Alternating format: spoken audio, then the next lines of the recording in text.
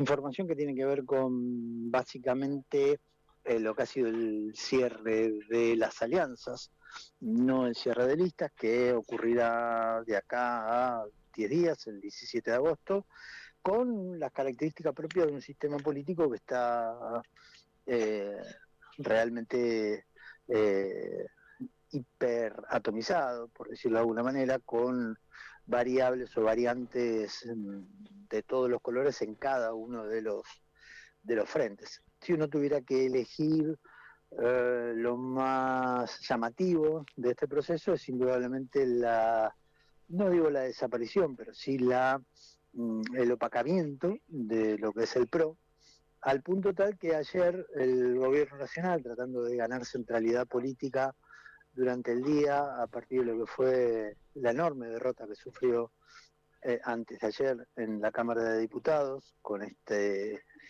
esta serie de 12 proyectos aprobados en contra y de los intereses libertarios y ninguno a favor, trató de imponer una foto donde aparece la esencia del acuerdo en la provincia de Buenos Aires, con la presencia de Javier Milei, utilizando una tipografía provocadora, como es el nunca más. Eh, Recordemos que el nunca más en la Argentina representa una lucha por demás de simbólica y que además hasta tiene su propia tipografía en las letras.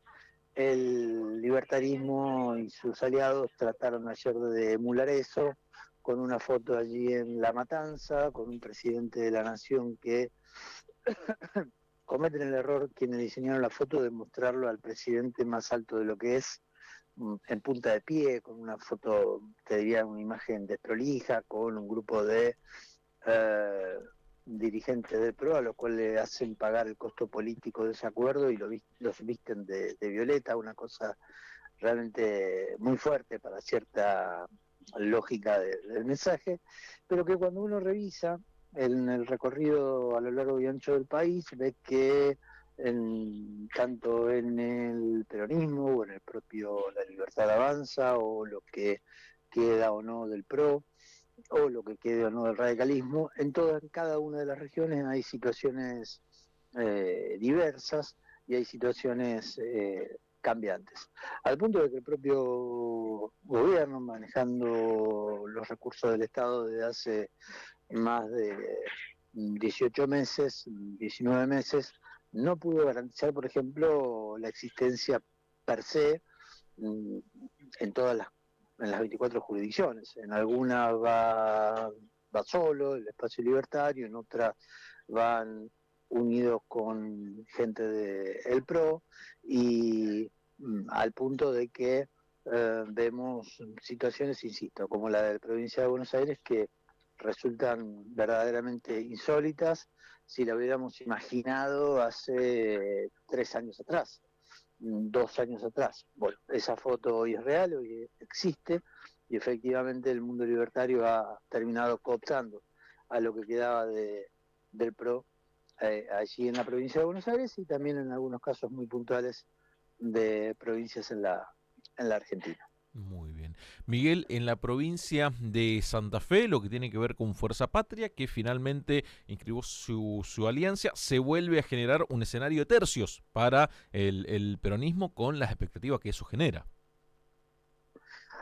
Sí, siempre hay que esperar los resultados del domingo a la noche, ¿no? Ujú. Esa sensación de los tercios, lo comentábamos ayer, reapareció en escena con las elecciones del último periodo provincial, que fue las elecciones de junio, y que rompió lo que había sido la novedad de 2023 con un Puyaro consolidándose como el gran ganador en aquel momento con más de 1 millón de votos para acceder a la gobernación.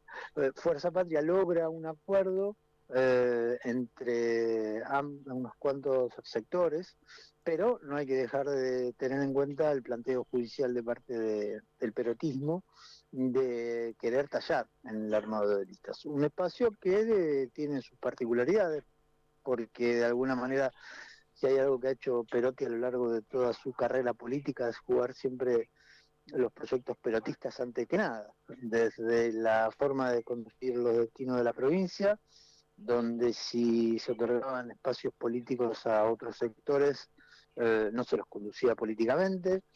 En una etapa posterior, salido del gobierno y siendo el ex gobernador diputado provincial, sellando acuerdos con el gobernador actual, Maximiliano Puyaro, al punto de haber tejido un acuerdo para el nombramiento de jueces en la Corte Suprema de Justicia de la Nación, de la provincia, perdón, y donde no hubo una interpelación al peronismo en sí, a decir, muchachos, ¿qué le parece esto que me ofrece el gobernador? Sino que hubo un desarrollo estrictamente personal, con una serie de decisiones que no son nuevas, que tienen que ver con una característica intrínseca de Omar Perotti, que desde que jugó, por ejemplo, en las ligas nacionales, recordarán algunos memoriosos, fue uno de los diputados que habilitó el desafuero de Julio De Vido en aquel momento.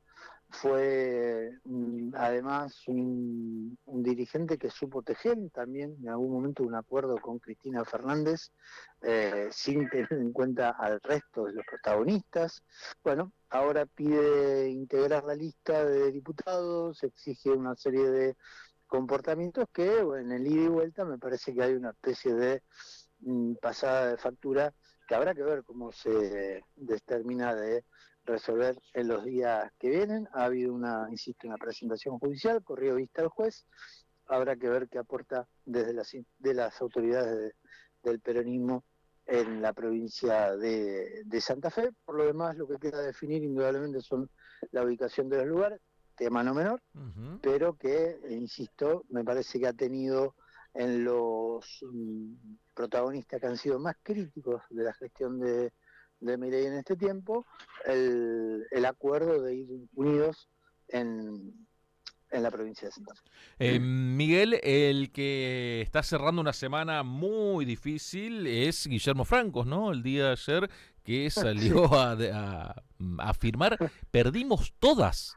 ¿Cómo estará? Usted hace mucho no decía cómo estará la cañada que el chancho lo está cruzando a El trote, chancho de la ¿no? Cruz Alta. Sí, sí, sí, indudablemente. Bueno, el problema para el gobierno no es el sí Guillermo Franco, es un emergente en todo caso de cómo funciona el gobierno. Nosotros hemos dicho siempre que el gobierno no hace política. Lo que hace el gobierno cuando la hace circunstancialmente ante momentos muy puntuales. La demostración más palmaria es que no existe un Ministerio del Interior en la Argentina, que en términos históricos el Ministerio del Interior siempre era el que mantenía las relaciones con las provincias, desde los reclamos hasta los acuerdos, desde las diferencias hasta las coincidencias. Bueno, el gobierno, en su legitimidad, que la tiene, decidió que ese ministerio no debía existir.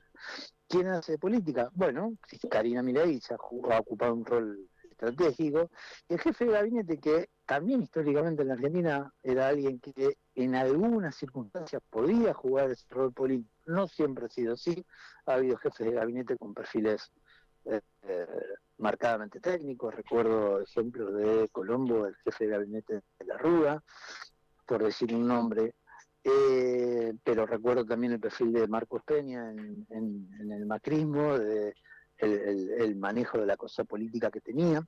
Y digo, Francos es un personaje que uno podría considerarlo divertido si no fuera que encarna el gobierno que encarna. Digo esto porque es un personaje que está en la política. Ayer el diputado, lo escuchaba el diputado Martínez chicaneándolo en 65N, diciendo que Martínez no había nacido y Franco ya estaba en la política en la Argentina. Yo no sé si ese dato es así o no, pero lo que es cierto es que si Javier Milei hablaba de casta a la hora de ciertas estrategias o de formas de manejarse en la política argentina, Francos es un claro exponente de ese concepto de casta, si es que lo validáramos, Ujú. en cuanto a haber pasado por innumerable cantidad de cargos menores, si quieren, pero que dependen de decisiones políticas. Les recuerdo, por ejemplo, así sin más, que era funcionario en la etapa de Alberto Fernández en un cargo en un organismo de crédito internacional. Espacio que siempre es muy codiciado por a todo politólogo que se precie, sobre todo internacionalista que se precie, porque se suele ganar en dólares, se reside en países desarrollados. Bueno, Franco ha sido eso, y ahora viene y se encuentra ante la disyuntiva de que como jefe de gabinete tiene que salir a dar explicaciones de aquello que además, hay que reconocerle, no maneja, porque ese diálogo político supuestamente que podría imaginarse depende de un jefe de gabinete, no lo cumple él, más allá de las fotos de rigor, en, por ejemplo, la última exposición rural allí en Palermo con los gobernadores que luego armaron esto del grito federal que ahora derivó un nuevo nombre de Provincias Unidas. En ese esquema, más allá de las fotos, Franco no talla.